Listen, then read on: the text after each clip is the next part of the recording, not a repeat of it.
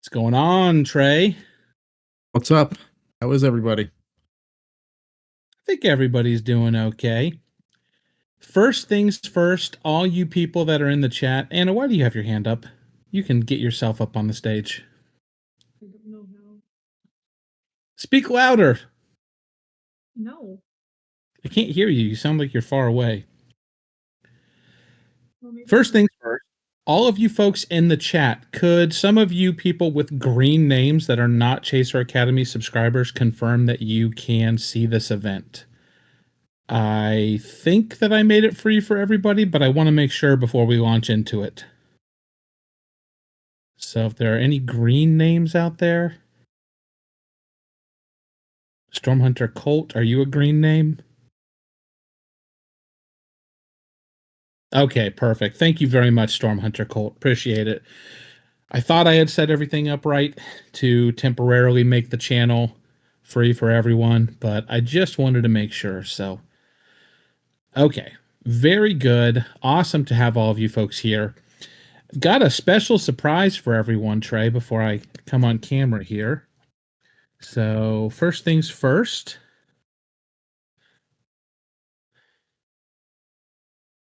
Permission of view. I need to be a stage moderator. Alternatively, I can use the manage channel permission. All right. Well, Trey, while I'm figuring this last little bit out, if you could maybe share with folks just a brief introduction to what it is we're going to be discussing today.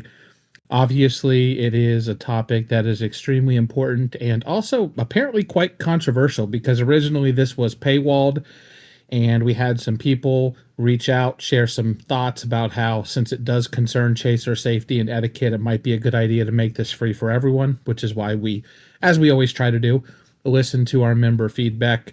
If you look in the general chat, I had a little fun with people, but I was actually planning on making it free for everybody anyways. So, Trey, if you might introduce the topic for us and just maybe give some brief thoughts as to what we're going to be talking about tonight. Yeah, sure. So shout out to Greenie in the audience for bringing this topic up last session that I had.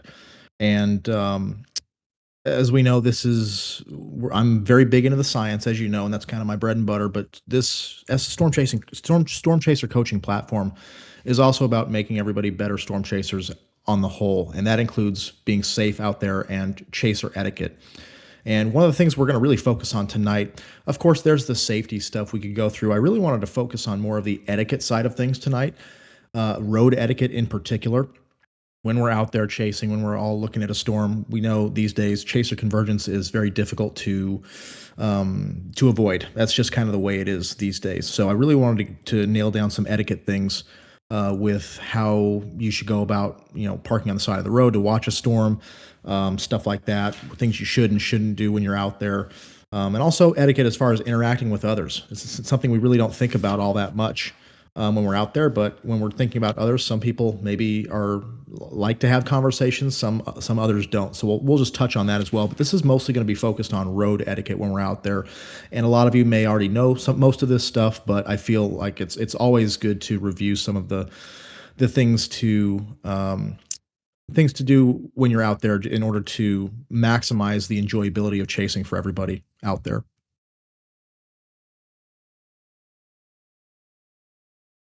And I think you nailed it there, Trey. Should probably turn my camera on at this point. There he is, everyone. Hey, you're looking handsome, man. So, I think the most important part here, at least for me, and I know safety is important, but it's the enjoyable for everybody else out there, because safety generally is something that if you do everything the right way, so to speak, then it becomes enjoyable for everyone else. And a lot of times, how unenjoyable it is or how much people don't enjoy their chasing experience, a lot of that does come down to safety and making sure you actually do the proper things while you're out chasing etiquette wise. So I'm looking at your outline here, Trey, and let me pull it up here to make sure that I have everything. Preface: nobody is perfect, including myself. I wouldn't go that far. I think there's definitely a poly market on you for like 80 cents. Trey Greenwood perfection. Road etiquette. don't park at gas pumps. That's the first thing that I see listed here. I don't know if you wanted to just go down the list item by item, if you had sections you wanted to go through, but that is the first thing I see here. So maybe if you just wanted to talk a little bit about gas station etiquette, because that's not something you ever hear talked about, but definitely a place that we all end up usually multiple times per day. And there are definitely a lot of opportunities for interaction with other storm chasers and the general public. Yeah, there's really no set flow to the outline I gave you. So there's no real order to these of importance or anything. So we can just kind of go down the list. I just kind of wrote them down as I thought of them. And if any of you have anything in the chat that you'd like to discuss as well that we don't mention, go for it. But the preface, like Gabe said, nobody's perfect, including myself. We've all done some dumb things when we're out there, and you're going to make mistakes when you're out there. It's okay as long as you learn from them. So just keep that in mind. But we've all used excessive speed at some point in our lives. Where we'll talk about that later.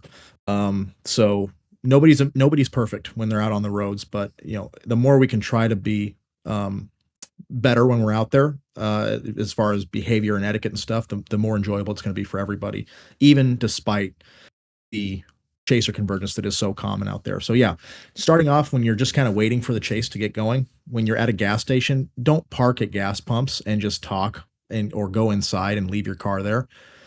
That is one of my pet peeves when people are out there. What is that? Hear music. Yeah, so I'm sorry. I was trying to make sure I got this to work, but I fooled around last night because we had some people in our voice chats. By the way, if all of you are listening, you're already in this live chat here, or this live stage here. We have voice chats. People hang out in them almost every single night. It's tons of fun. I try to drop in whenever I can. Some of the other mods. I heard that Trey said he's definitely going to be dropping in there eventually here at some point. So, and I'm going to hold you to that imaginary thing that you did not say. But people wanted some like soft music to play in the background, and I figured it might be cool to try it out with one of these shows.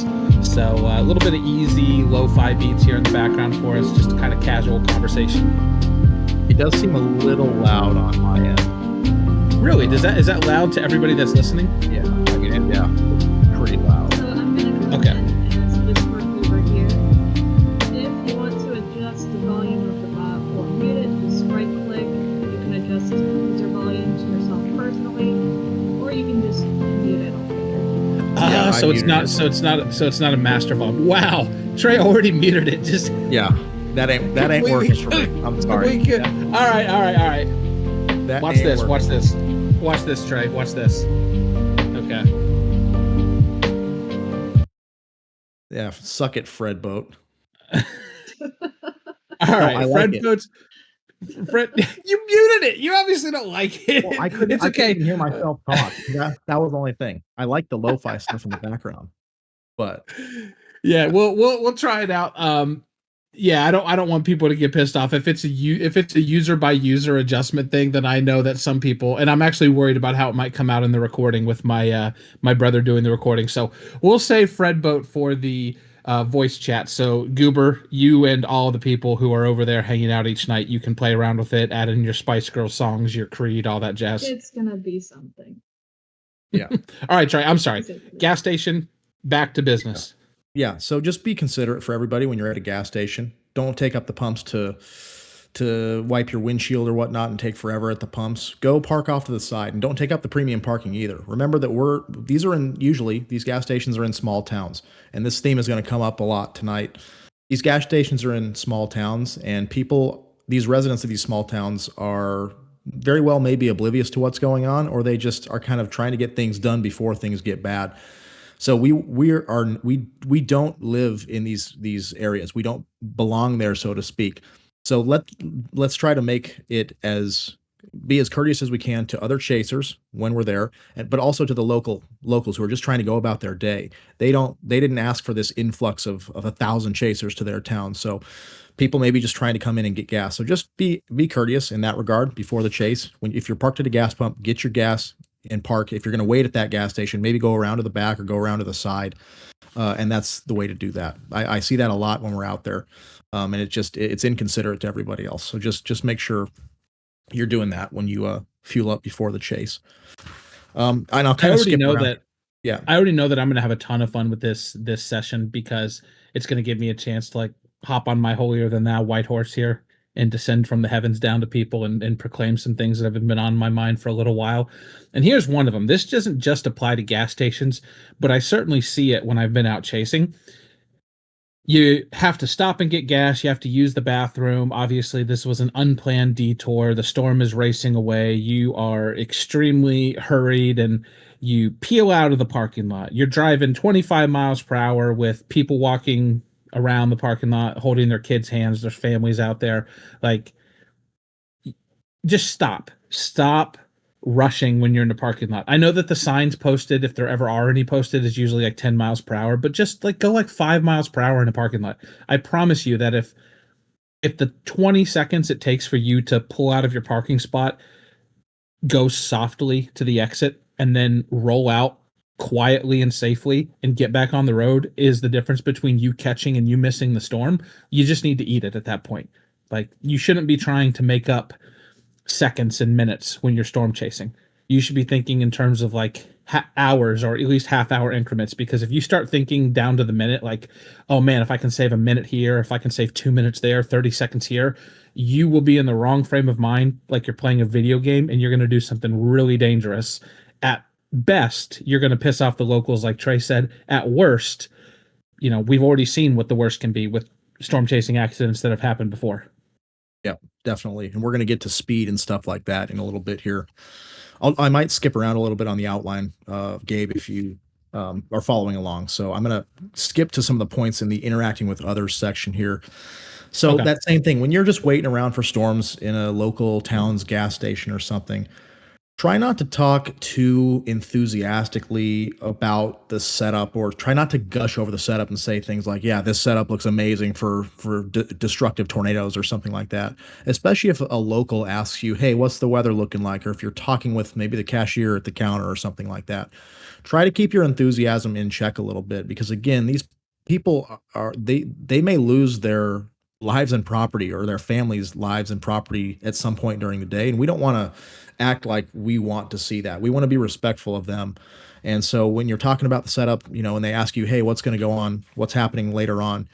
Maybe say, yeah, things might get a little bit nasty here in the next few hours. There's a chance for some tornadoes, some of which may be strong, and and so on and so forth. But you need to be careful about when you're talking to locals, especially, or around locals. If you're talking to a chaser and there are some locals nearby, and maybe you just, after the chase as well, you just saw a big tornado that did some damage. Let's try to keep our emotions in check and respect that these people may have lost some people that they know or love, or their property in that type of situation. So always keep that in mind when you're talking with locals as well. Same thing before a chase. If all these gas stations get pretty filled with chasers, some chasers want to chat it up. Some chasers are all about the interaction. Some are not. So not everybody wants you to come up to their window and start chatting up a storm about the setup or whatnot. Many chasers do, but some of them try to keep to themselves, and they don't really want to have all that interaction. So just look for those cues. Don't assume that somebody wants to chat with you for a long time. And if you do chat, make it a meaningful conversation. I've had many chasers in the past, and or many kind of local yokels, so to speak, the people that are just out there with they're in their truck and they're with their phone or whatever, and they live nearby, and they come up and try to talk to you, and they make it kind of a weird conversation, trying to talk to you about what you should or shouldn't do. I'm like, yeah, guys, I know what I'm doing here. So just make it a meaningful conversation. Ask good questions. Ask good questions, make it a meaningful conversation instead of just kind of making it a weird conversation for folks. So just look for cues. Not everybody wants to chat. Not everybody wants to get into a big conversation before a chase. So just keep that in mind. Yeah. Trey, if I could interject with something that I think is pretty relevant. So I used to, and I promise I'm going somewhere with this, all right, with a lot of my rants. I swear to God, it'll end up somewhere. I used to play a lot of Pokemon. Used to like the game for the strategic side and everything, like the competitive Pokemon scene. And every once in a while, I'll get it in my head that, hey, maybe it would be fun to go back and revisit it because I somehow think I have time to do anything other than, doing work and hanging out with family and stuff like that. And I just will casually watch YouTube videos from some of the bigger names in that competitive video gaming scene. And there's Mhm. one streamer in particular whose name is Wolfie VGC. He's probably the best player, Pokemon video game player of all time, competitively. And I did happen to catch a video that he put out a couple of months ago where he actually talked about how he was going to be scaling back the live events that he was going to in the future, specifically because he got to a level of um, people being able to recognize him and people wanting to go up and talk, put their arms around his shoulder, take pictures, that he felt like when he was actually going to these in-person tournaments, because, even though it's a video game, there are some in-person tournaments as well as online tournaments. He felt like he was unable to actually enjoy the thing he liked doing, because when he went to be a competitor, he was actually a competitor. He didn't want to be a famous person who was having to take requests from people and put his arm around people, touch people he didn't know, have all sorts of conversations that he wasn't interested in having with strangers. He wanted to reserve that for the social media time that he would spend online, and the people who paid for his Patreon, and the people in his chat on YouTube and that sort of stuff. And so it did get me thinking that, it's very easy to cross that line with people, and you may think like, oh, well, I'm just saying hi, but you might be the 20th person that person has talked to for the day, and they may already be completely frayed socially and just trying to enjoy the thing that they are there to do. And if they start to feel burnt out because they're forced into social situations every time they want to go just enjoy their hobby, then their content will suffer. They'll be less likely to actually engage with people on social media, which is likely the reason you actually became a fan of theirs in the first place. So there is definitely a lot of nuance and complexity when it comes to this topic, and I thought that video was, I'm actually going to go find the URL for that video and drop it in chat, because even if you don't play or have any interest in that video game in particular, I think there are a lot of solid lessons that apply to storm chasing that people could take. So that's all I wanted to say. Trey, you can dive back into what it is you were about to share, and I will drop that link in chat for people. Yeah, that's a great point. Yeah, like I said in the chat, I'm more than happy to say hi or have a chat if you see me out in the field. Just look for the white tour vans. That's where I'll be this season again. So come up and say hi if you'd like.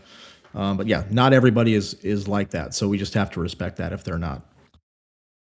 All right, so when we're out in the field on a storm, when we're parking to view a storm, get all the way off the road or as far off the road as you can. And that might sound simple, but every single chase, there are chasers I see that do not follow this point. Now, it can be tough on side roads, like small, narrow dirt roads. And in that case, you just have to get off to the side as much as you can. If it's a flat shoulder, try to get in the shoulder and off the road as much as you can. If not, then, get as far off to the side as you can and make sure there's a way to allow people to pass. Never park in the road. Never park in the road unless the tornado is crossing immediately in front of you and you literally can't pass forward, or if there's some damage in front of you. And even then, it's good to get off the road, maybe just pull into the shoulder, let it pass, and then go forward as needed. But this is especially important if it's hilly terrain. So I've come upon there's a certain chaser, I won't name him, that I've come upon. He's very famous, but I've come upon him multiple times in the middle of a road in hilly terrain, just parked in the middle of the road, and it was right immediately behind after a hill. And so you can't really see him until you're coming up on him, really. And so that's extremely dangerous. So you have to really make sure that you're not parking in the road. Even if you want to get the shot, you just cannot park in the middle of the road. No, it is not. It is not. I won't say the name. Just I don't want to put them. I mean, there are multiple That's a lie. I know that, you well enough at this point to know you definitely want to talk shit, but you're just trying to, with every fiber of your being, to hold it in so you don't start drama. Yeah, he's an interesting fellow, but it just disappoints me because he's been chasing forever, and there are multiple occasions, more than like 4 or 5 times, where I've come upon him just parked in the road trying to get shots, and it's extremely dangerous. But So yeah, I want to and ask you a question real quick, Trey. Well, we're stopped on this point here because storm chasing, sociologically speaking, I think presents a very unique situation because in just about every other area of life where somebody is doing something that is blatantly illegal, you can either A, have some sort of social media dogpiling. And I know that that's not always a great answer, but at least you can make it known, because it's not life threatening. So you can wait until like after the fact to bring it up. Hey, this person was doing this at this event, or hey, this person was making this person feel uncomfortable at the event. Since it's not life threatening, it's not imperative that you do it right away. But in a situation like that, number one, because of the nature of there being a storm and a potential tornado on the ground, it's not like you're going to be able to get the police out there right away. Like you call the local police and say like, hey, I got a guy in the middle of the road taking shots of storms. They're not going to rush there in 3 minutes and be there and take care of the guy. By the time they would get there, he'd already be gone, and he's not going to be in the same city, the same state in the future. So it's not like it's going to do any good to give the license plate number or anything, anyways. So this seems to me like a situation where you almost have to self-police as a community. Like if you see bad behavior, I normally would not advocate for something like this, but it feels like one of the only ways, and maybe I'm wrong here, so tell me, is calling people out in the moment and being like, hey man, like that's not a good thing to do. You need to stop doing that. And like, because like as storm chasers, I feel like we only have self-policing within the community, which again often turns into like social media dogpiling, which isn't helpful either because that just puts people on the defensive. But what do you think about that? yeah, that's a good idea. And obviously, storm chasing is very hectic. So sometimes you just don't have the time to stop and have a discussion about it. But that is what we have to do. Because law enforcement is really not going to get involved in some of these etiquette type scenarios. Obviously, you're not breaking laws per se in some cases. Obviously, parking in the road is not allowed, but nobody's going to be there to police that as far from an official law enforcement perspective. So, self-policing is a good idea, especially for the blatant violations. We've seen what's happened with running red lights and such in recent times, and how that bad attention can do some things for somebody's reputation. But the tough thing is, are they going to really learn from it? That's the thing. You don't. Some of these, you hope that some of these folks learn from these deals, but unfortunately, it seems like like that's not the case at times. So, but yeah, self-policing is a good idea when you're out there. Having a discussion about those things is good. There's no need to get snippy or petty. Everybody makes mistakes. If it's a repeat offender, then yeah, it needs to be called out at some point, I think. But yeah, that's a good point. 2017 Volkswagen Jetta says we must settle every dispute at high noon. I'm a fan. Let's bring back dueling. Absolutely. You know what? People were a lot better behaved when dueling was a thing. Yes. I'm gonna throw that out there. Yes. Yeah. And so, yeah, and Trey, I do see also somebody talking about the term, which by the way is a term that makes me want to kick a puppy every single time I hear it, which is clear the intersection. Yes. You don't clear an intersection. There's no fucking thing. All right. You're not a law enforcement officer. There is no clearing the intersection. We're not all sitting around waiting for you to wave us through. You ran a red light. You ran a stop sign. You didn't clear the intersection. That's one thing that if I see it on social media, I'm going straight for your throat, and there's literally nothing anyone can do to stop me. Right. And yeah, that's just not a thing if you're not law enforcement or emergency personnel. It's just not a thing. Now, that's one of my points here. It was toward the end of the list. We'll just talk about it now. Don't run red lights or stop signs. You just don't do it. There's no excuse for it. We've all done it at some point late at night on some country road, and there's a stoplight, and nobody, you look for 2 minutes and nobody's coming, and so you do the turn. Whole different situation when you're in a big city like Houston, or you're on Chase when there's a lot of people around. It's not safe at all. It's never safe. You should never do it. We've all done it in some of those situations, like I mentioned, but you should never do it, especially on a chase. And we've seen, some of the bad results that can happen from that.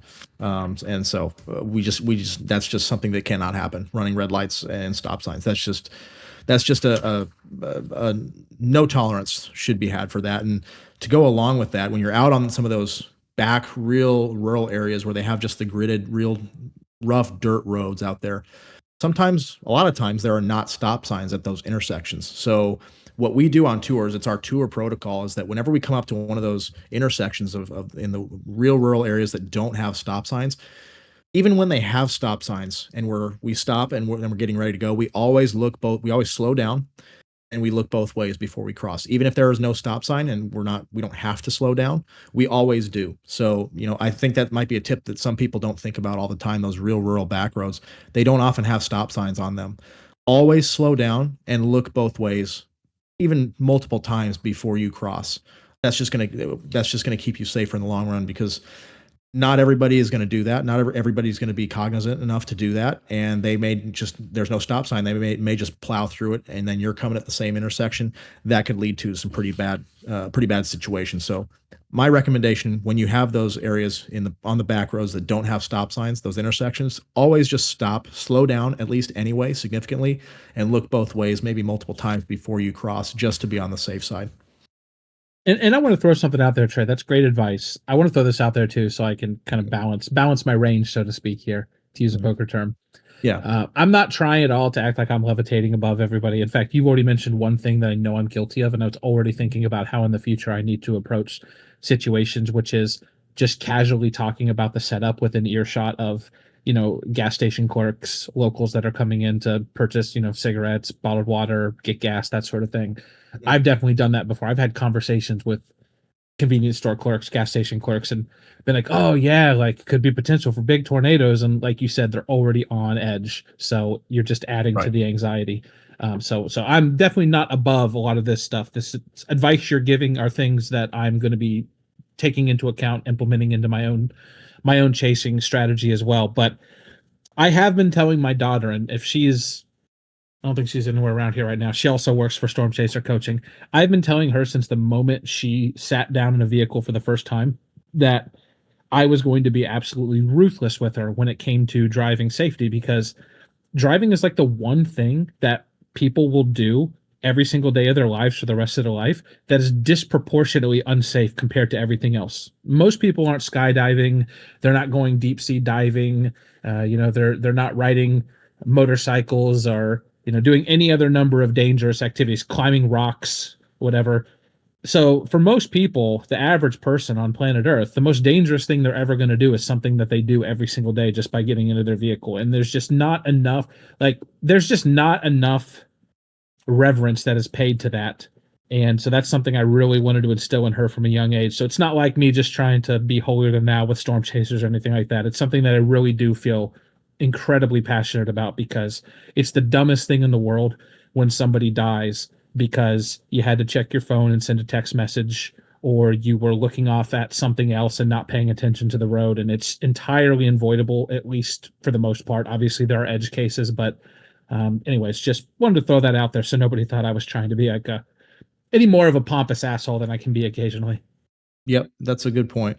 I always tell people I am not concerned about the storm. I've been studying these things for a while. I have a good idea of how they're going to behave in most cases. It's the other drivers on the road that I'm worried about, because chasing comes with so many distractions and so many things to keep track of that people just don't pay attention as well as they should. And by far, our number one concern when we're out there is the other people on the road, more so than the storm. So you're exactly right. So back to parking when on the side of the road when you're viewing a storm. Get all the way off the road. And when you're parking, think about opening your doors. You should get as far off the road as you can. And if you can, you should always try to make sure that you have enough space so that you can open your door not in the roadway. Not always possible, but you always have to think of that when you're opening your doors. Remember this, oftentimes we're dealing with conga lines of chasers moving at a fast rate of speed, going by you at a fast rate of speed. And when you open your door, and if you don't pay attention, they could take your door off and or something worse can happen. So always be extremely cognizant when you're parked on the side of the road and you're opening your doors. Try to park as far off the road as you can so that when you open your door, you don't have to worry about that and your door is not in the roadway. But if that's the case and you have to park, there's not enough room, always be cognizant when you're trying to open your doors. That's a big thing. And I see it a lot. Don't leave your doors open as well. If you go out and to try to set up your tripod and there's not enough room, and you leave your door open, that is a bad situation. I pretty much see it on every chase. People are in the road, leaving their doors open or try opening their doors when traffic is coming. That's just a bad idea. So really keep that in mind when you're out there. As far as pull-offs go, they're first come, first serve. So if one is occupied, you got to find another one. It's just as simple as that. Don't try to wedge yourself in, try to get in front of somebody's car when they maybe or have a dash camera they're trying to film. That's rude. Or you may be sticking out in the road. That's not good as well. So that's why it's good to have somebody who can navigate for you, because they can look at the maps or look ahead and see, hey, there's a pullout coming up. Let's try to get that one, or here's a backup one as well. Side roads are always good because those, go on for an infinite distance at times. So you can just kind of hop in front of everybody and give enough space between vehicles, and you're parked on the side. So those are good. But if you're parked on the main road, always be careful of those things. And those pull-offs are first come, first serve. So if one is taken, just find another one. It's as simple as that. Even if that one's really good, just do your best to find another one that's decent. And when you're looking for a pullout on a busy road, don't go 25 miles an hour under the speed limit to look for a pull-off. Unless there's nobody behind you or near you. That's a big thing I see a lot as well. People are just going slow because they see pullouts, and then especially if it's a 2-lane road, that just holds everybody up and makes it a dangerous situation. So unless you have nobody behind you, you should never keep driving at a very slow speed just to try to find a pullout. Have your plan of action ahead of time. That's why, again, it's good to have a navigator, because they can look at those things ahead of time. To keep things safe. And when you find a pullout, we talked about this in one of the modules, the old modules in the academy, but when you find a pull-off, try to flip around in the direction that you need to go next. So if a storm's coming at you and you need to go back the way you came, when you park, instead of pulling in and staying there, before you get out of the car, try to flip around the way you need to go. That's going to make it a lot easier for you to get out. And you're not going to have to do a 3-point turn in the middle of a busy road when other chasers are trying to come out of that same road as well and go the same direction. Just makes it easier for you to get back in, takes less time for you, and makes it more efficient for you to reposition, but it also keeps everybody safe as well. So those are some things to keep in mind when you're parking to view a storm. And also, if you park and your car is facing other people, be mindful of your headlights. Not a lot of people think about this, but this is a big thing as well. I've seen it have many times when, it's a, two directions on the road, and you park one way, people are coming the other way to try to view a storm, and maybe the storm's right over that car, and they've got their headlights blaring right at you. It's terrible for your shots, your video and photos. You can't really see as well. So always be mindful of that. If you've got people on the other side of you that have to look over you, or it's at night as well, try to turn your headlights off if you can, just as an etiquette thing to make sure that they can have the best shot as possible. You can keep your hazards on, but those full beams, and that goes with light bars as well. Light bars, we'll get into light bars later, and we can have a full discussion of that as well. But light bars in most situations, they can be helpful in very dark areas for search and rescue, etc., but don't have them on just to drive. That's just the dumbest thing. Yeah, they're useless for that. So light bars do serve a purpose, like I said, but in the middle of a chase, when you're just trying to catch up with the storm, that's just not acceptable. So don't use those light bars in the middle of a chase. By the way, real quick. Yeah. Is this your official light bar discussion portion of the conversation, or Sure. Are we going to be talking about those later? Because I have some opinions, and I just wanted to do it. Okay, now. well, I have an opinion as well on the pullouts, talking about pulling over the side of the road stuff. This is another one that really irritates me. It's not limited to just pulling off to the side of the road or pulling out, but there's a certain entitlement creep that I've noticed when people are storm chasing, where just the way a statement is framed is, we'll call it like it's a categorical error in terms of evaluating the situation. So somebody will say, well, I had to pull over there. There was nowhere else for me to pull over. And the actual answer to that question isn't, oh, well, I guess you didn't have any choice. Just do it as safely as possible. The actual answer is, you are storm chasing. It's voluntary. It's a hobby. It's not mandatory. You don't have to do anything. Technically, if you don't find anywhere that is appropriate to stop, then you may just have to miss the tornado. And most people don't want to hear that. Most people obviously would, throw a fit if you said that in the heart of the moment, in the heat of the moment. But it's the truth. And you have to you have to frame the entire concept in that way in your mind. You can't think of it as like, I'm entitled to find a spot so that I can see this tornado. It's that, well, sometimes you can do everything right, including being on the storm in the right place. But if you don't have a good place to park your car safely so that you don't endanger other people, that might be just as limiting a factor as making a bad forecast or taking a bad turn down the wrong road. And you just have to live with that. And so I would just caution people to not let that entitlement creep in and not frame the situation that way, because none of us are entitled to a good viewing spot for storms. And that kind of goes back into also setting a bad example and giving the locals a bad experience. When they see a bunch of storm chasers pulled off on the side of the road, God forbid if it's someone's actual property that you're pulled off halfway into the road on. Yeah. You hear a lot about that from people, and that's why they understand and we have a bad taste in their mouth. Yep, exactly right. Yeah, we all want to get the shot. We all want to see the best stuff that we can see. We all want to see the tornado. Sometimes it's just not possible. And we're going to get into speed here in a second. That goes into that as well. So we'll talk about that more in a second. But yeah, you're exactly right. Just trying to be more selfless and considerate to everybody else out there is the way to go with that. So yeah, same with being mindful of the headlights. Try not to get in other people's shots when you're parking or getting out. People may be already there filming, and if you park right in their shot, they're not going to be too happy. So always be mindful of where you're parking. If you have to, ask. If you see a tripod set up, and ask and say, "Hey, am I in your shot?" They'll say yes or no, and if they say yes, just get out of the way. It's not that hard. And always be mindful when you get out and walk out to your spot as well. Be mindful that you're not getting in other people's shots. Okay, speed. Speed is a big one, and we've all done it. We probably all do it most days. When the speed limit's 45, most people go like 49 or 50. We all do it, and we've all done it to get on a storm. I think if anyone tells you that they have never sped in their life to catch up windstorm chasing, they are lying to you, and I can say that with pretty high certainty.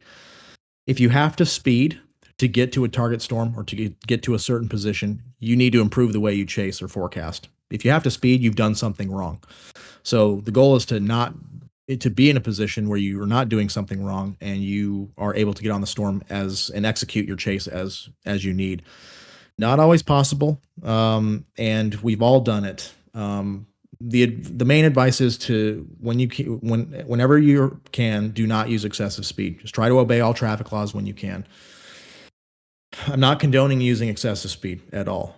We all do it, and there are kind of safe ways to do it, but for the bottom line, the rule of thumb is to never use excessive speed if you can. And if you do need to use excessive speed, you've done something wrong. So you need to improve the way you forecast. You need to improve the way you execute and target, so that you don't have to do that in the future. So that's all I'll say on that. We can get into a discussion in another time on excessive speed, but just try not to do it if you can, and especially if it's a crowded interstate, crowded roads, especially if it's wet, if the conditions are hazardous. Don't try to go 90 miles an hour in a precipitation core. It's just that's not going to work out for you. So always, when you're in hazardous conditions, always be mindful of that, and always try to keep your speed down in those cases. Anna, I see. Can I make a quick point? Go for it. If it's on this topic, go for it. For the love of God, drive for the conditions that you are going to be experiencing. Yeah. Just because the speed limit is 75 miles an hour, it does not mean that you should be going 75 miles an hour when there's standing water in the road. The last thing you want to do is be the reason why a multi-car pileup happened, or get yourself into a multi-car pileup on the interstate. Right. Or even just go into the ditch. Yeah, it's always better to be safe than sorry. If you are not 100% comfortable with the conditions you're in, just bring your speed down. What's the worst that's going to happen? People are going to pass you on the side. Big whoop. You're going to get there 5 seconds later. Big whoop. The bottom line is that you need to be safe. Again, we all use excessive speed at times when chasing. It's just is what it is. Nobody's condoning it. There are some semi-safer ways to do it. If there's nobody around you, if you're, focused, you can push it a little bit at times. But the bottom line is that if you have to do that, you've done something wrong. And that if you're in hazardous conditions, doesn't mean that if the speed limit is 75, that you go 75 or 80. Bring the speed down if you're not comfortable. Or the conditions warrant. So yeah, that's a great point. And Trey, I did have one thing I wanted to say earlier when we were talking about light bars. I wanted to sneak it in here. Yeah. So it's another thing. I apologize, by the way, to everybody who's here for this show. A lot of it is just like things that Gaby has noticed over the last 5 years being part of the storm chasing and meteorology community, and I'm finally getting a chance to air my grievances. But this is another one that I've noticed, which is people will claim when they're using light bars, oh, I wasn't breaking any traffic laws, and they were legal in that state, right? But if you look at what happens with light bars in practice, when people are out on the road, we'll call them civilians who are already on high alert, they're experiencing a lot of anxiety. The winds are probably whipping, the rain is coming down, they see ominous clouds, they see storm chasers, they see your big ass vehicle with a bunch of technology and gear attached to it, and that immediately draws images of, the movies like Twister and Supercell and whatnot into their mind. And so when you turn on those flashing lights, do you really think the thing that's going through their minds in that moment is, well, those aren't the color of law enforcement lights or of emergency services first responder lights, therefore I don't need to pull over for that person, or I don't need to give deference to that vehicle? So I feel like it's a very weaselly way of putting your hands up and saying, I didn't do anything wrong, when you throw those lights on and then other people react accordingly to let you around. Well, I didn't ask them to get over. I didn't get up on their tail. I didn't speed. They just kind of pulled to the side and they let me go. And that to me is like the slimiest of the slimy behavior, because you know exactly what it is you're trying to do, how you're trying to influence the public, and you technically aren't doing anything illegal, but basic human psychology tells you what sort of example you're setting for other chasers and what people in the vehicles around you are experiencing. And so, anyways, I just wanted to throw that out there because it's something that really irritates me. Yeah, you're right. I see a couple things in the chat as well from folks. Mama G says, if you're going super slow, let others pass or pull over and let them go by. Yeah, don't hang out in the left lane. Get in the right lane. If you're not comfortable with the situation and others are more comfortable around you and want to pass you, let them do it. Just get out of their way. It's not that difficult. Just let them pass, give them some space, and it'll be okay.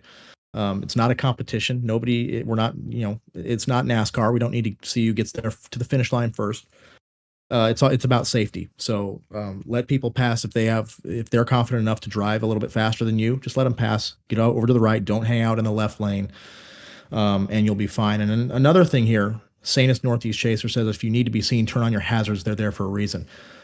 That is actually one of my absolute pet peeves, is when people have their hazards on in the rain. You shouldn't really never have your hazards on in the rain. That's not what they're for. Those are for if you're stopped and you need people to see you, not because it disables turn signals. It can confuse people. And it's overall just a distraction. So if you're in hazardous conditions, don't turn your hazards on.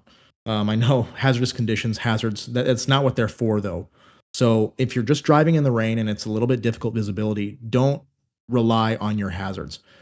That is a misnomer, I think, that a lot of people do. I see a lot of locals do that when I'm out there. And so I would highly recommend never using your hazards unless you're stopped on the side of the road and it's bad visibility or something, or it's at night maybe, then you can use your hazards. But when you're just driving in some, somewhat hazardous conditions, but there's still decent visibility or something, don't turn your hazards on just to turn your hazards on. That is a bit of a misnomer that I found. Yeah, in Kentucky during a downpour, everyone turns their hazards on. That's every state. I see it in Oklahoma all the time, and it's just, even if there's just a little bit of rain, people turn their hazards on, and that is not what you should do. I've heard by law enforcement that having your hazards on while driving is illegal in most states. That very well could be the case. I'm not 100% sure on that, but yeah, I would just recommend not turning your hazards on if you can, unless you need to use them for an emergency situation, like you're stalled on the side of the road or you're pulled off and the visibility is not that great or something. And it's maybe daytime and your headlights aren't working that well, then, use your hazards if you're stopped. But when you're just driving, that's not a good thing to do in the majority of situations. Okay, let's see. Use your turn signal ahead of time, well ahead of time. So if you found a pullout and you want to pull off into that pull off, don't just jerk into that pull off without turning your turn signals on, or turn them on right when you're trying to pull in. Let people know behind you that you're going to make a turn. Give yourself a decent breath so you can slow down and put your turn signal on early. That's just going to keep people safer as well. And going with that, don't tailgate people in any situation. That is extremely dangerous. That's another one of my absolute pet peeves. It's dangerous and it's useless. It's not going to get you there faster. Being able to read somebody's license plate in front of you is not going to get you there any faster. And it's dangerous when we're in a conga line like that and people are making these sudden stops. You need to give yourself following space. Now, 7 car lengths when you're going 70 miles an hour, 1 car length for every 10 miles an hour is supposed to be the rule. That's excessive at times, but don't be right up on somebody's ass. It's not going to get you anywhere. And if you're getting ready to pass and you're in a conga line, there's people coming the other way, just back off. It's not worth it. It's not going to get you there any faster. So please do not tailgate. Give yourself lots of following space, especially if the conditions are hazardous. If you're in rain, the roads are wet, that's especially important. So always make sure you have plenty of following space between you and the vehicle ahead of you. Okay. Never park under an overpass. That goes without saying. That's just from a safety perspective of we can't clog up the roads. And mostly locals have a problem with this. Chasers, for the most part, know the drill here, but I've seen some parked under overpasses when it's going to start to hail, or that's their spot to intercept something, to get their shot. Just don't do it. That's very unsafe. And it makes travel conditions extremely dangerous, especially in these situations where the roads are busy. Never cross double yellows. That goes without saying as well. Always obey the traffic, the lane markers there. If you want to make a pass and you have a legal pass to make, if you're not comfortable with passing, don't pass. Just wait for the next opportunity. It may be very, very frustrating for you, but again, it's better to be safe than sorry. If you see a car coming on down the road, you're not sure if you're going to make it, just wait for the next one. It sucks, but yeah, don't cross on double yellows. That's a big no-no, especially when it's busy. For overpasses, what if you have no other choice but to take shelter under one? You should never have no other choice.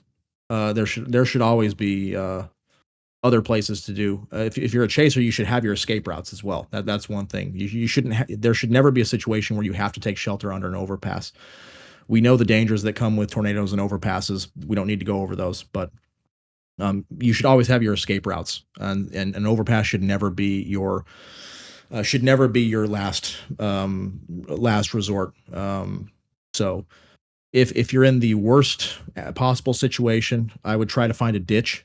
Park off well to the side of the road, go away from your car, get into a ditch if you can. But overpasses are they're just the rule of thumb. I would say with overpasses are just don't do it. Don't even try it with anything with overpasses. You should always have your escape routes and other ways to get around that. All right, don't blast through small towns at high speed. This is a big one. I see this a lot. Don't go if the speed limit in the town is 25 miles an hour and you're trying to get through to get to your intercept point for a big beautiful tornado. Just slow down to the speed limit. We're trying to respect these people. They don't ask for all these storm chasers to be in their town. They don't ask for this bad weather to be impacting them. So we need to be respectful of that. There are, could be some people that are just going about their business. If it's the severe storms coming in, they may be trying to pick up their kids from school and get home before the storm hits. They may be just trying to get to the gas station, get some final supplies or something of the sort.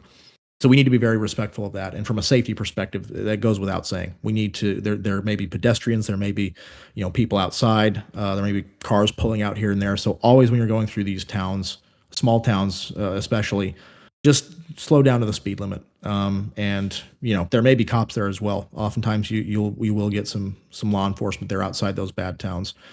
And it makes you look like an asshole if you blow through these towns at high speed. If you're going 50 in a 25 mile an hour small town, just don't do it. Even if you're trying to rush to get to a storm, just slow down. So when you're passing chasers lined up on the side of the road, there's lots of chasers parked on the side of the road, and you're on a main highway, slow down.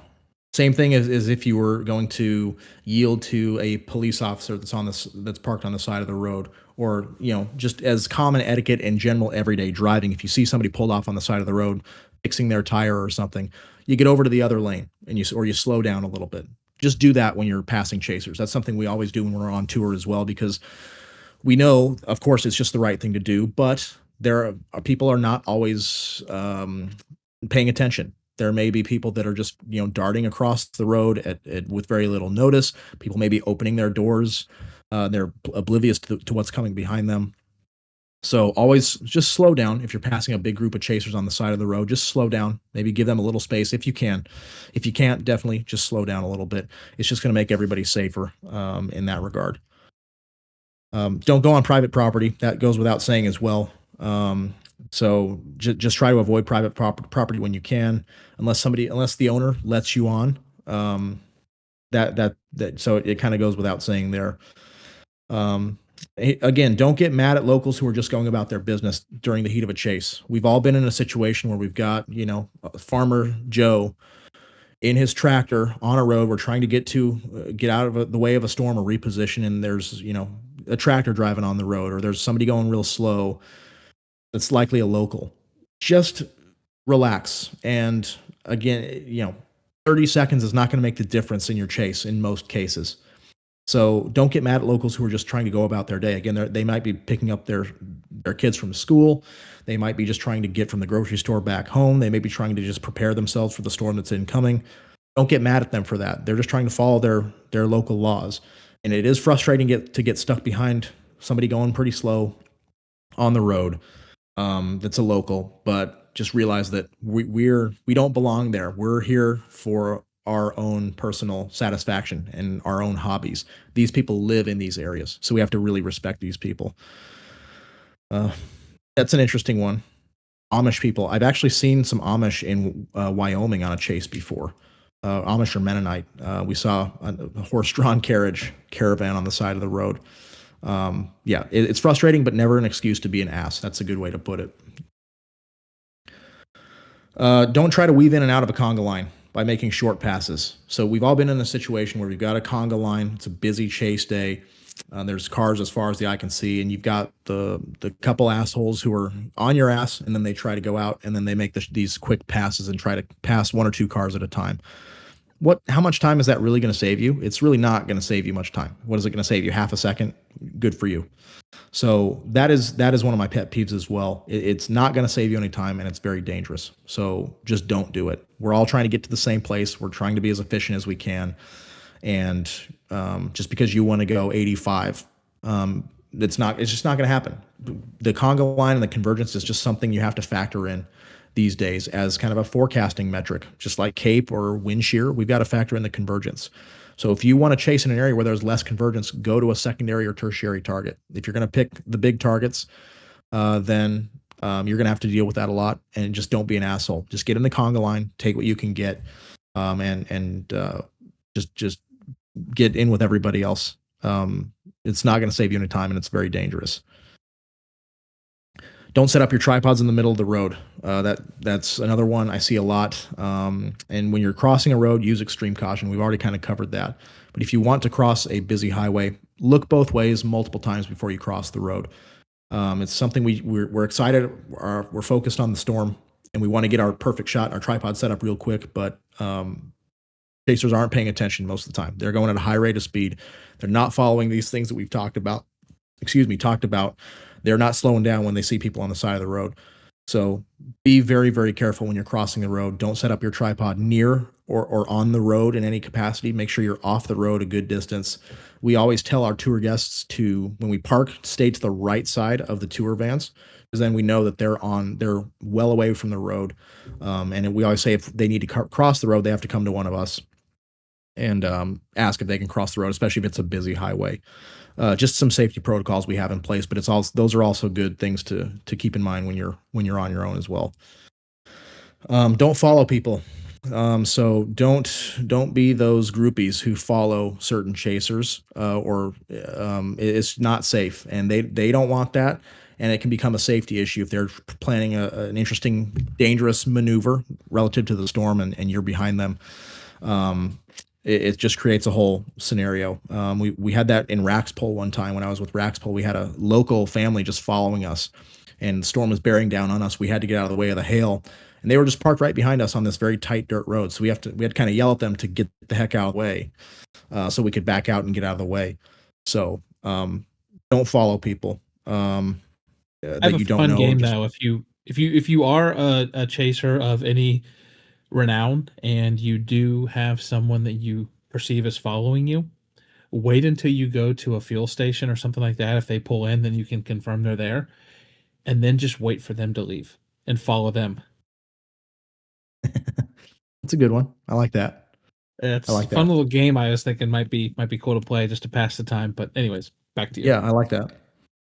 Let's see what else. Police roadblocks, law enforcement. Always be respectful of law enforcement.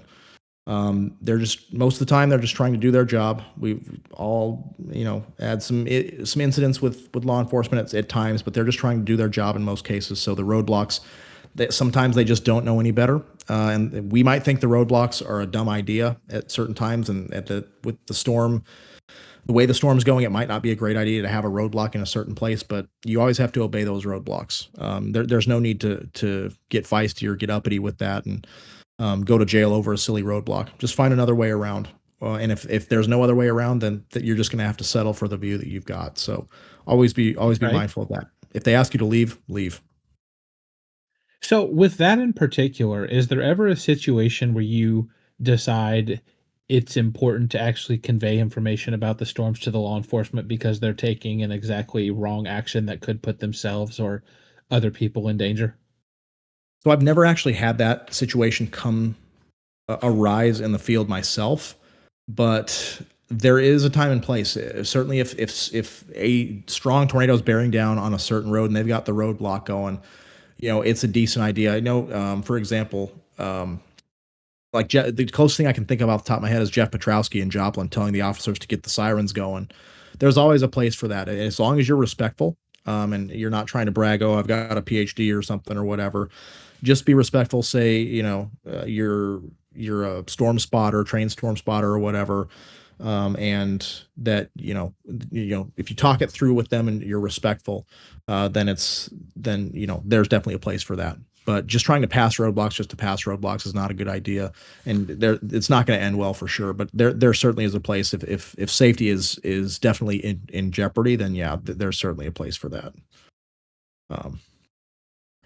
All right, so that's kind of the end of my road etiquette stuff. If I missed anything, certainly put it through the chat and we can talk about it. But those are just kind of all the things that I thought of when I was looking back at all the situations I've been in chasing, and some of the pet peeves that I have, and I see most chases. But just a couple last ones here as far as interacting with others.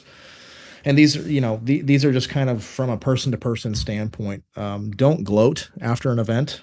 The first words out of your mouth when you're catching up with someone shouldn't be gushing over your last intercept, because maybe the person you're talking to missed that intercept or missed that storm, or something happens. The tornado went through a big city and there's loss of life. We have to be mindful that, number one, chasers may not have had the same experience as you, and so it's never good to be a show off.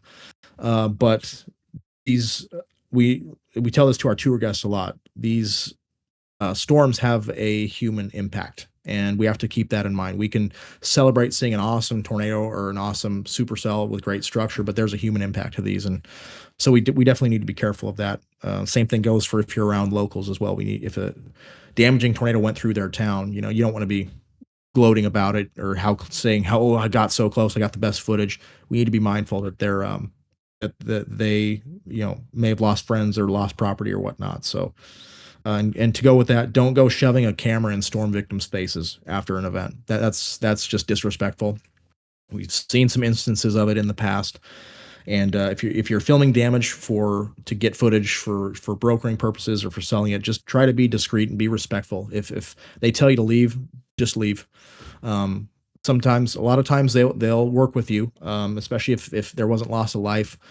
For example, the Norman tornado back in 2023, I went out and filmed some damage and whatnot, and there were some locals, and I just went up and chatted with them. They said, yeah, this was our barn or whatever. And I just asked them if it was okay to film. And they said, yeah, for sure. But, there's been some pretty tasteless acts, I would say, in the past few years with damage and stuff like that, search and rescue, and people filming search and rescue. That's just not right. There's just a whole ethical thing I can with think that. of one picture in particular, by the way, when you're talking about some unethical things that have happened with damage footage. Yeah. Yeah, Are you thinking of what I'm thinking of? probably. Yeah. Yeah, dude.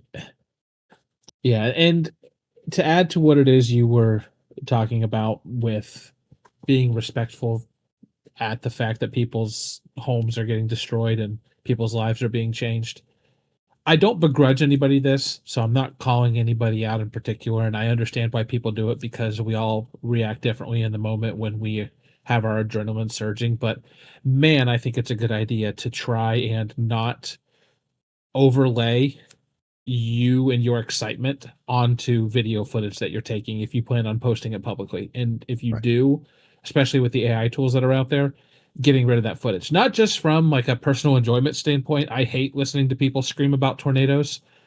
I don't like watching that footage myself. I'll mute that. But also, this is something I learned from people like Carly, that a lot of people, when they are attempting to process that trauma after the fact, they'll go back and they'll seek out video and photos from the day, and after they've had time to deal with it.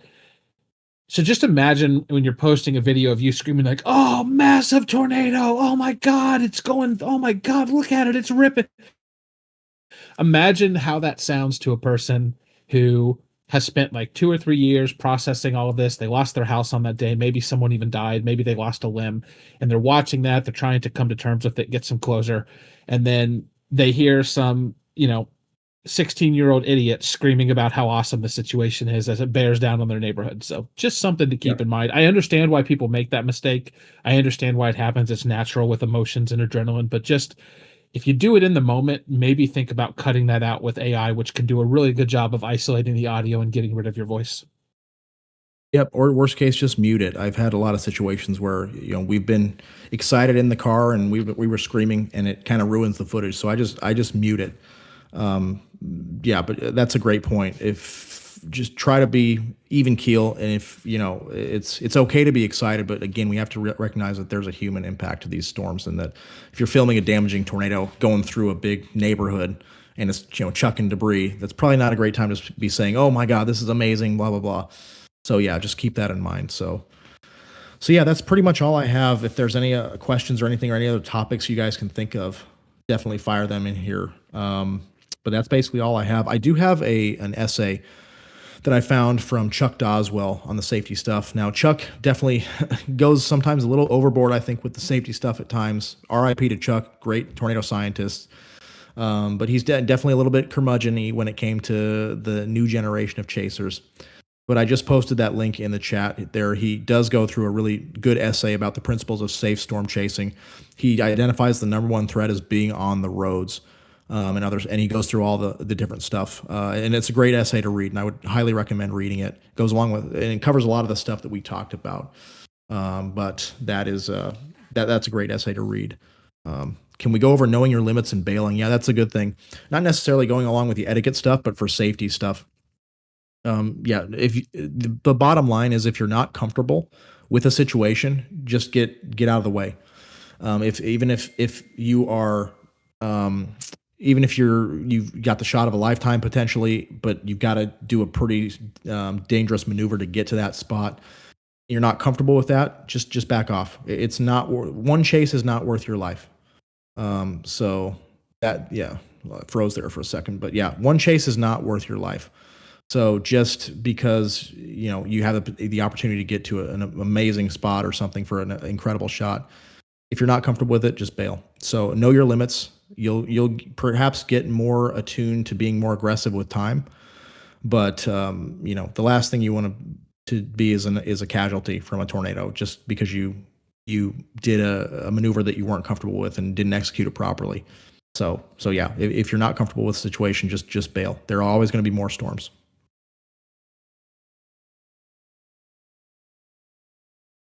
See lots of good comments, and we do have some put over here in our document. I had one thing that I wanted to ask you, Trey, but for some reason it is escaping my mind at the moment. Sure it'll come back to me at some point here, but we'll go ahead and get started with some of the folks who wanted to ask questions. First of all, Greeny, the real MVP, #1 on the monthly leaderboard, by the way, in case those of you were unaware, we do have a leaderboard here in the Storm Chaser Coaching Discord server, and all you have to do is type in chat. So all of you who have been typing in this chat this whole time have been earning XP towards the leaderboard, and it's not just for show. We're giving away free merch. We're giving away free months in the Chaser Academy every single month. I spent a lot of time designing this. I wanted to have something fun for all of us to, kind of gamify the experience a little bit. So that link that I just posted in the chat from the SEC assistant, you can click that. You can check out the leaderboard. You can see what your rank is. You can actually use the /rank command at any time to find your rank as well. So I'll just go ahead and throw a random person out there. Yeah, Radar Shark. There you go. Anyways, the reason I brought up the leaderboard thing is because I believe Greeny is still in first place on the leaderboard, an absolute unit of a Storm Chaser Coaching Discord member. Shout out to Greeny. And he has been waiting patiently for an hour now with their hand raised, waiting to speak. So I'm going to bring them up, Chaser Academy subscriber, onto the stage. Greeny, good to hear from you, my friend. I don't really have a question, but I do want to say I appreciate you guys. Wait 1 second. You appreciate us waiting 1 second?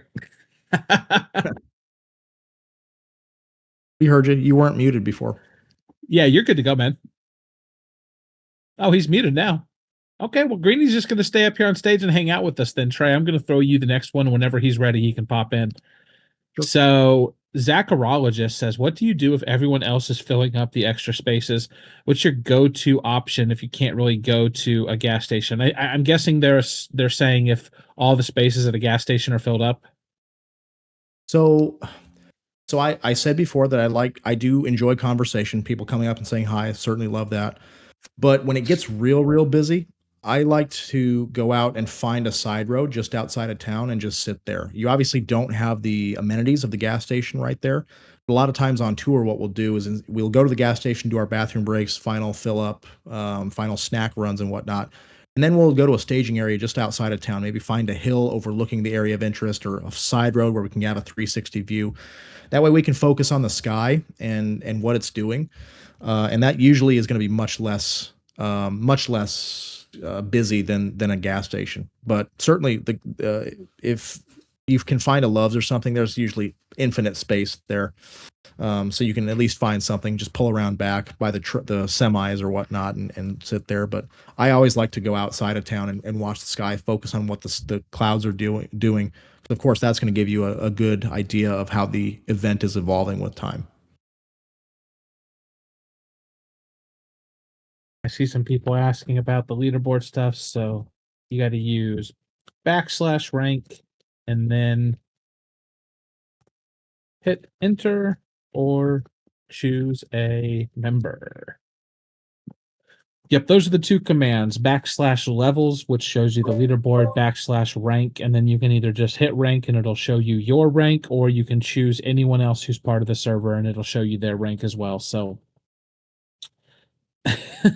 yeah, Jen Kushner, you're ranked higher than you thought. You're in here a lot. You're definitely one of the stalwarts. So we appreciate having you around. And by the way, I didn't mention this, but I'm going to drop the channel link here. Rules and Rewards is the name of the channel. That's where you can see what the rules for the leaderboard are. and the rewards, and of course how you win them. I'll say it right here though. People who finish first through fifth place going to win their choice of a Storm Chaser coaching t-shirt or hat, plus 1 free month in the Chaser Academy. And then we're going to select 3 random people from 6th through 100th place. Wanted to make it so that people weren't just playing for the top 5, because some people have jobs. No offense. I'm just joking. I know some of you are in here and you have jobs and stuff. And that was an unnecessary shot. I don't know why I took it. I apologize, Greenie. But we got 3 spots that are going to be won from 6th through 100th place. And those folks will be randomly selected at the same time we announce the 1st through 5th place people. So even if you're not able to be in the server a lot, just like Jen there in the chat, she said that she was surprised she was in 15th place.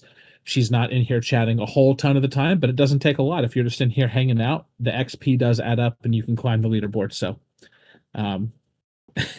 Greenie says I'm working on it. Okay. Someone needs to search for one of those job application gifs, those memes where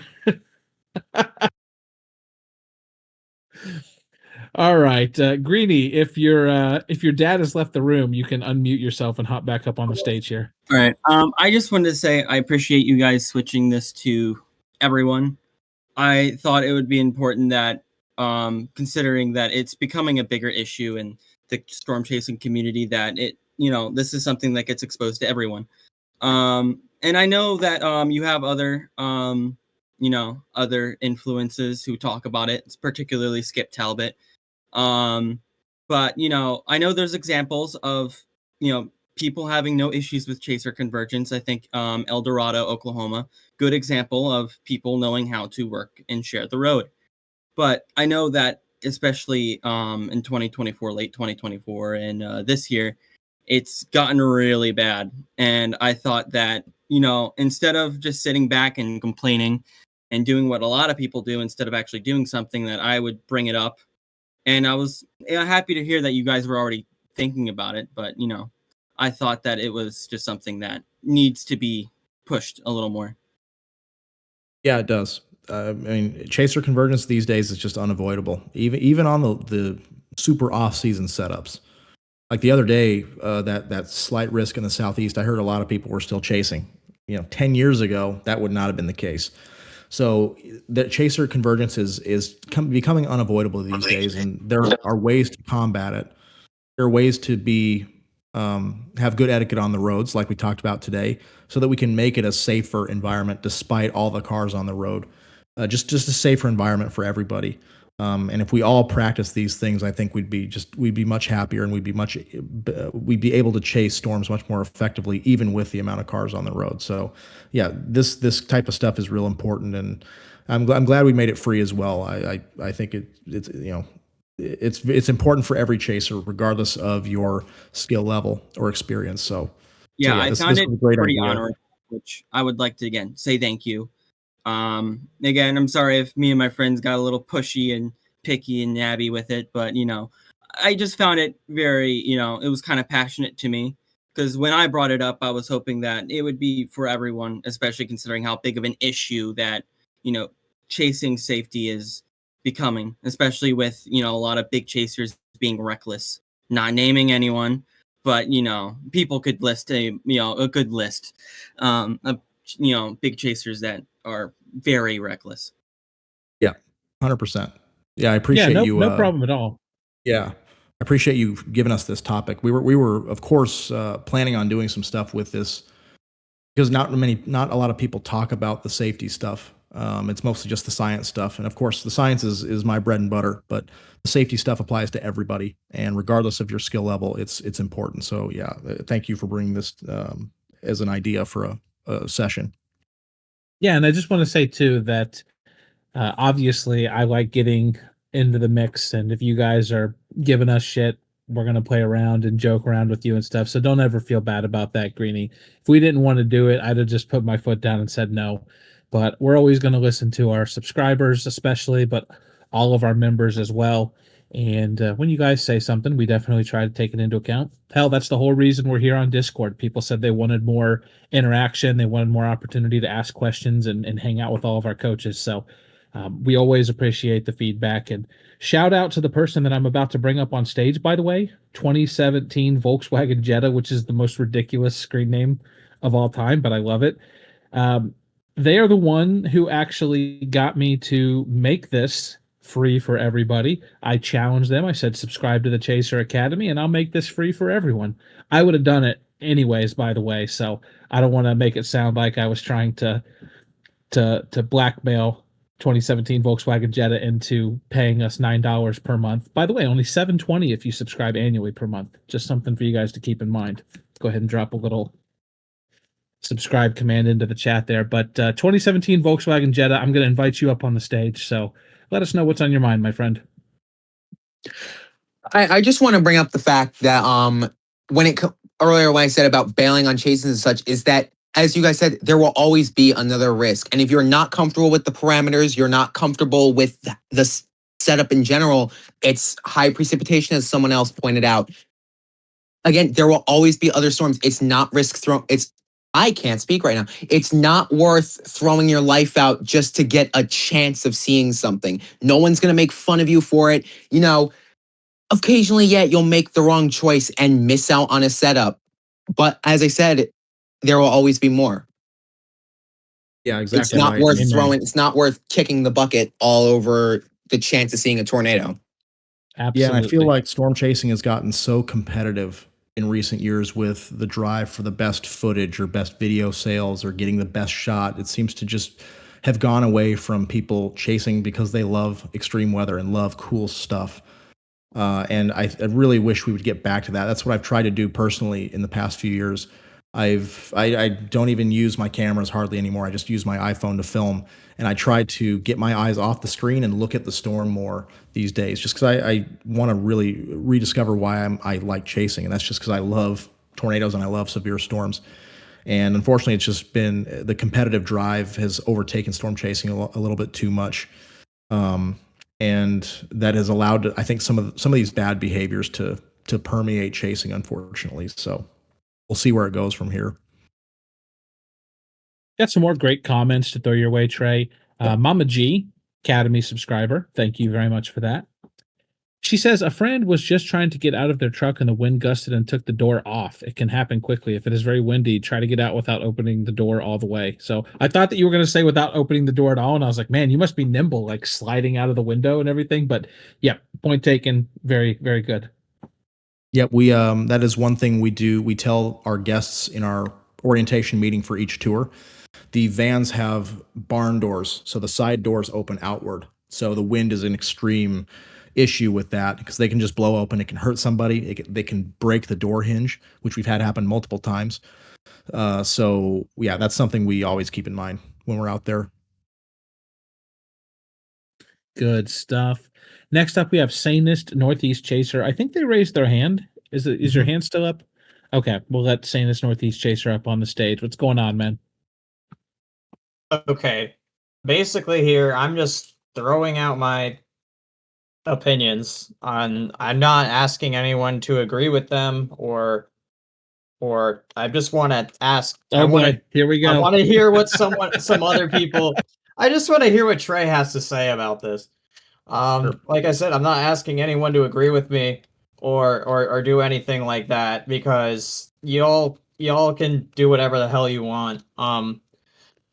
But the first thing is, I want to know if this is a valid opinion. The first one is that, like, if you're not comfortable with doing search and rescue, then it's a good idea to just stay off the road and leave your vehicle slot for a EMS vehicle. Is that a valid opinion? And then the second one is there's this really good essay that I like called "The Cancer Within" by Roger Edwards and Rich Thompson. That was supposed to go in Storm Track, back when it was a magazine, but it never really made it. And I really like the essay. I think it makes complete sense, and but I don't really see a lot of people talking about that. But I just want to know what you would think, because I've tried to talk about it with other people, and it really just usually leads nowhere. So Yeah, that But- essay is a good one.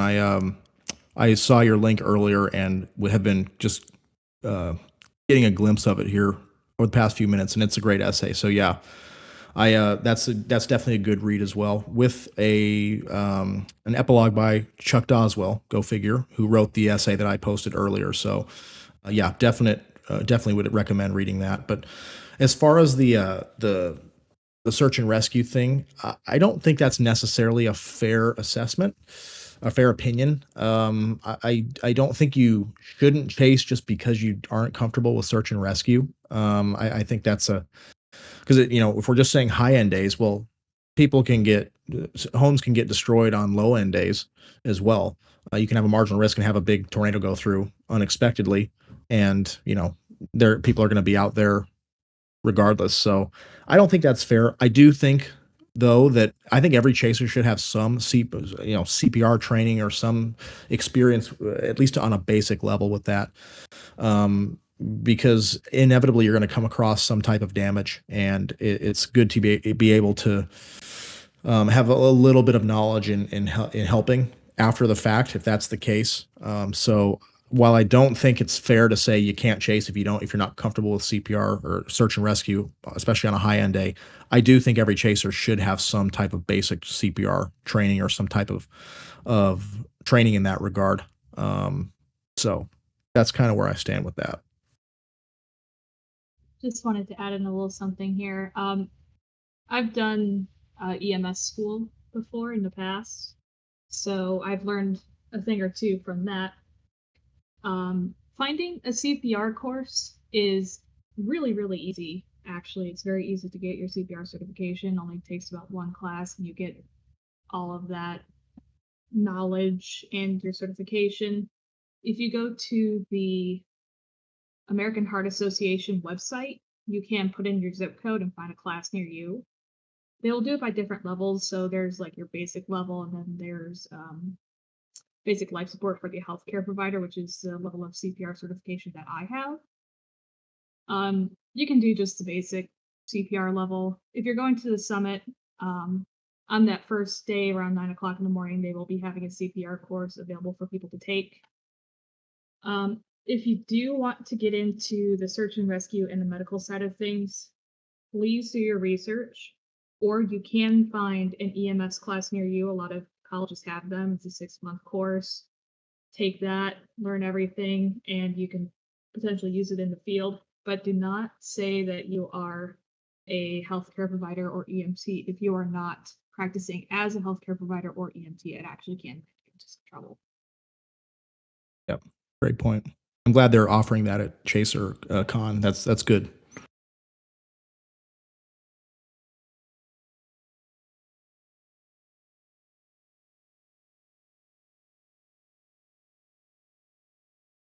See, now this would have been the perfect opportunity if we had Fred Bowden here playing some music while I was struggling to get back and take myself off of mute. But you had that was a summary execution, literally on the spot. Just Yeah, sorry. It was just so Killed loud.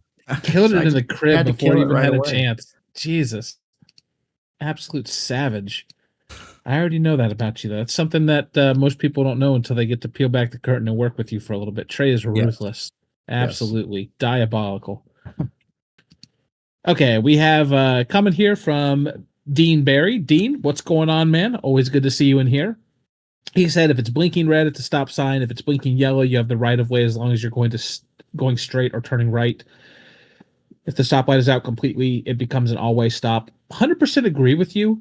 It's something about people expecting one thing when they see a stoplight, which is either a solid red, a solid yellow, or a solid green, and then it not being solid, that it just seems to break people's brains. I've seen a lot of strange behavior happen when the light's blinking. Like it's blinking red and people go through it, or it's blinking yellow and people just sit there and stop and they don't go. And it's just really weird. And I think it's anytime you break people's pattern routines of things that they're used to seeing, whenever you're in a situation like that, you just have to exercise increased caution because people are being jolted out of their, it's almost like catatonic trance-like state, and you don't really know exactly what kind of behavior is going to come next.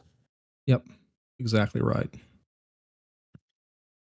All right, folks. So it is 7:26. We have time for one more question, comment, if somebody wants to come up on the stage and ask whatever. So whoever Gabe, has the I see one here from Jonathan C. What's the okay, scariest go for it. what's the scariest experience you've had dealing with other people on the road while chasing? That'll be the last question then. Yeah, so that's a good question. I'm trying to think back. I mean, there have been I haven't really had a close call personally, thankfully. You've had the people being dumb, passing on double yellows or anything. Thankfully, it hasn't resulted in anything bad. But just typical people opening doors and stuff, people darting across the road ahead of you. But I guess I'll say thankfully I wasn't there, but if you all remember the Weather Channel incident with Kelly and Corbin Yeager, Corbin was my chase partner back then. So that had a real big impact on me. And, we all thought that was going to be a real wake up call for everybody in the chasing community to be safer. And unfortunately, it hasn't been the case. We people still do stupid stuff. And unfortunately, I think it's going to take another incident like that for people to wake up again. And that may not even work as competition driven as chasing is these days. But that's probably the thing that I remember most. And Corbin was one of the safest people out there. I chased with him a lot from 2015 starting in the monsoon way back 2014, and then in the plains 2015, 16, and then fortunately I wasn't in the car with him that day, but he was one of the safer people out there. He was a great driver. He would always be focused on the road and whatnot, and so my blood still boils about that because that was avoidable. But it's definitely influenced the way I chase and operate on the roads, and I wish it would have influenced more people as well. So hopefully we can find some way to be safer on the roads. But as more and more people get into it, that may not be the case going forward. So we just have to take it upon ourselves and do everything that we can individually to be as safe as we can on the roads and try to minimize that. So, yep. And going back to that uncontrolled dirt intersections on the back roads. Yeah. So it's rough, and it's only going to get worse as more people get into chasing. But that's our goal here with Storm Chaser Coaching, is to make everybody knowledgeable about the weather, but knowledgeable about how to be safe out there as well. So yeah.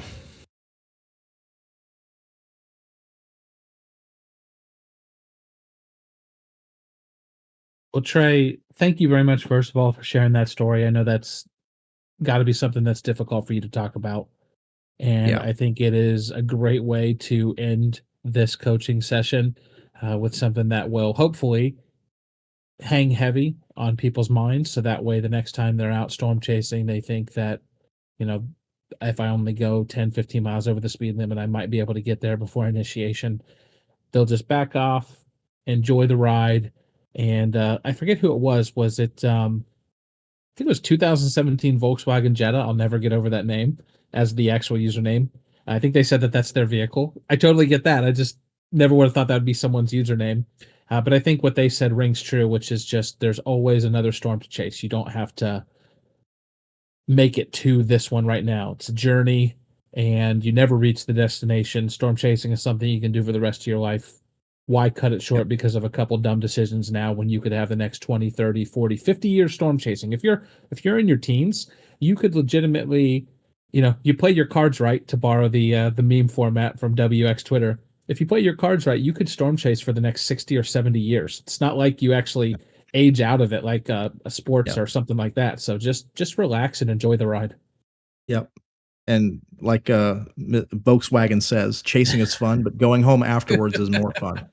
That's a good way to put it. I think that's one of the lines from similar to one of the lines from the 8 Rules for Storm Chasing Safely ebook, which, by the way, we've been talking about chaser safety, and I know Anna has mentioned it. I probably should have dropped it in there.